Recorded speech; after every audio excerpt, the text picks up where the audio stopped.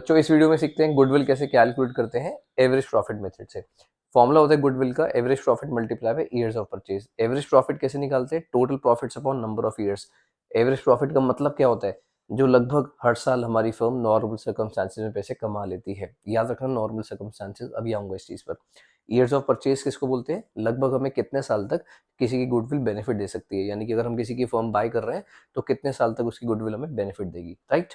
तीन तरह की एडजस्टमेंट्स होती है एवरेज प्रॉफिट में।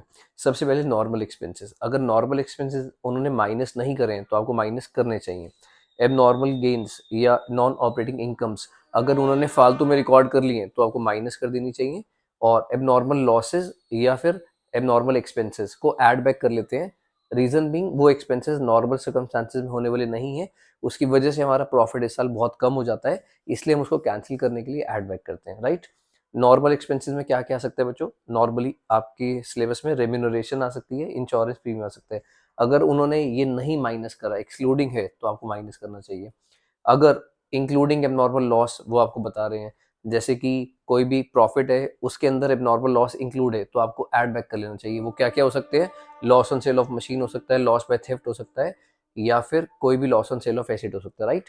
एबनॉर्मल इनकम्स यानी कि नॉन ऑपरेटिंग इनकम्स को आप माइनस करते हो, वो क्या क्या हो सकती है उसमें? जैसे इंश्योरेंस का पैसा रिसीव हुआ है आपको इस साल, और ये gain on sale of asset है जो आपने खुद अर्न नहीं करा, तो आपको माइनस कर देना चाहिए, राइट। होप सो इस वीडियो के बाद आप गुडविल इजीली कैलकुलेट कर पाओगे एवरेज प्रॉफिट मेथड से। तो डिस्कस करते हैं बच्चों सुपर प्रॉफिट मेथड से गुडविल आप कैसे कैलकुलेट कर सकते हो।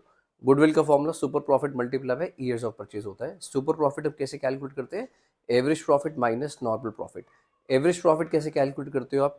Total profits upon number of years. Normal profit कैसे कैलकुलेट करते हो? Capital employed multiply by rate of return divide by 100। Capital employed कैसे कैलकुलेट करते हो? Total assets minus outside liabilities, fine. जानते हैं कैपिटलाइजेशन मेथड से हम गुडविल तक कैसे पहुंचते हैं।